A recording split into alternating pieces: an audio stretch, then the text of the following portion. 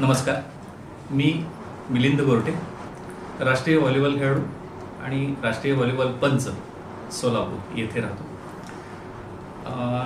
नुकताच राज्याचा अर्थसंकल्प महाराष्ट्र राज्याचे लोकप्रिय मुख्यमंत्री आणि अर्थमंत्री माननीय देवेंद्रजी फडणवीस साहेबांनी अर्थसंकल्प सादर केला. त्याच्यात क्रीडाविषयक काही त्यांनी तरतुदी केल्या. भरीव अशी वाढ त्यात केलेली दिसते.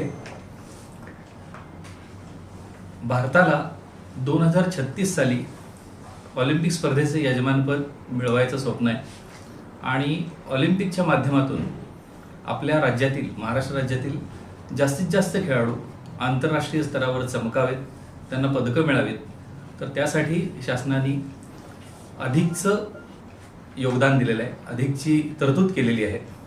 त्यात उदाहरणार्थ असं सांगता येईल, मिशन लक्षवेध या अंतर्गत athletics, badminton, boxing, weightlifting, hockey, कुस्ती, archery, shooting, rowing, sailing, lawn tennis, table tennis या 12 खेळांचे राज्यस्तरावर यापूर्वीच हाय परफॉर्मन्स सेंटर सुरू झालेले आहेत.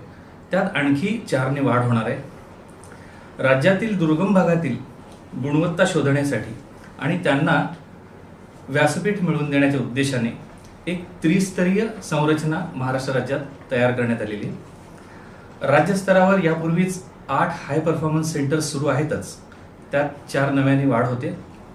विभाग स्तरावर 25 क्रीडा उत्कृष्टता केंद्र सुरू करणार आहेत आणि जिल्हा स्तरावर 96 गुणवत्ता विकास केंद्र सुरू होणार आहे.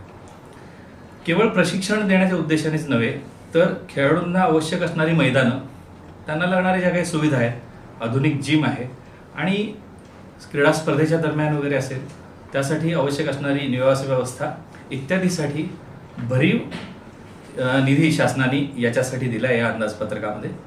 तर एक खेळाडू म्हणून, एक क्रीडाप्रेमी म्हणून मी महाराष्ट्र राज्याचे लोकप्रिय मुख्यमंत्री आणि अर्थमंत्री माननीय देवेंद्रजी फडणवीस यांचे आभार मानतो.